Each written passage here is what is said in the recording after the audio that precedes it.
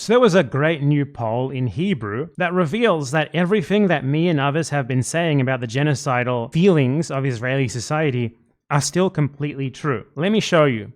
What is the Israeli society that people like Zionists say, doesn't actually have anything wrong with it. There's, Israelis are just poor, misled. I mean, Zionists don't say this, but some people do say this. Some like crypto Zionists say it.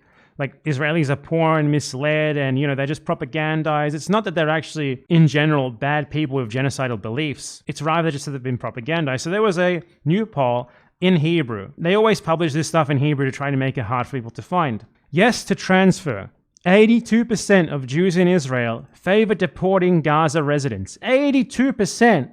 More than 4 in 5 want to ethnically cleanse all Palestinians from Gaza. This is what Israel has always aimed to do. So if this surprises you, you haven't been paying any fucking attention. This is what Israel is. This is why you need to stop trying to appeal to Israelis as if they're just like misled potential allies. No.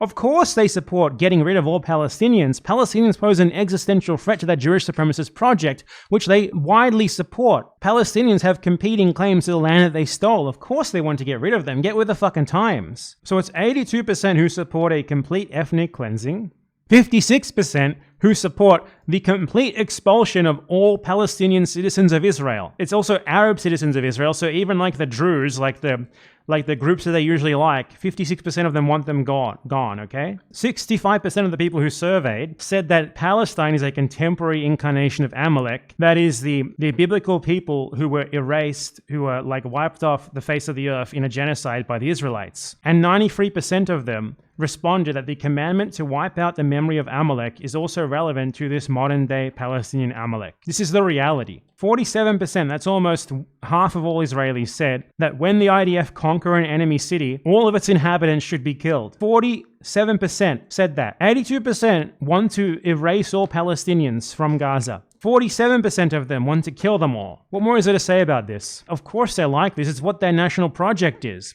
It's based on the erasure of Palestinians. They want them gone so they can take what they have. They need them gone, not just kept there like temporarily, because they're going to remain a problem until they are eliminated as an identifiable group of people. That's why this is. We don't appeal to these people. We fight against them. And when you mislead people into believing otherwise, you're making it harder to do that, because we have to coerce these people. The only shining light here is that unlike the Nazis, they aren't some huge and powerful country. So we could force them to give up with relatively minimal bloodshed, or maybe even almost none, at least on their side, if we somehow coerce our governments into putting economic sanctions on them. They would have to capitulate. That's obviously a tough ask, but hey, I'm making the point here that at least they're not as strong of a state as Nazi Germany once was. At least the modern incarnation of Nazi Germany isn't like capable of like invading half of the Soviet Union. That's the only possible silver lining here. Like a lot of this rhetoric that people who are borderline liberal Zionists and who masquerade as pro-Palestinians use, it's like, I've got to meet them where they're at. What that serves to do is to convince people and mislead them into thinking that maybe there's hope.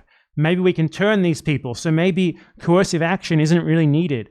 And it shouldn't really happen. And that makes it easy for them to be convinced that maybe the right of return for Palestinians is going too far, for example. Because, that would be taking something from the Israelis who stole the land from the Palestinians in the first place. But these Israelis, they're merely misled. They're actually victims themselves of propaganda, and we don't want to hurt them. We can't hurt them. We can't do anything that would possibly be coercive against them. So that's the danger. That's the danger of misleading people about what the average Israeli is really like. The average Israeli is someone who supports genocide and ethnic cleansing. The average Israeli thinks that massacring all of the inhabitants of a conquered city is something that you should do. And in that situation, you don't appeal to that person's humanity. You have to coerce them into accepting defeat. You can't reason with them. You can't sing kumbaya with them. They're not partners for peace. Peace has to be forced upon them. That's the reality of the situation. Deal with it.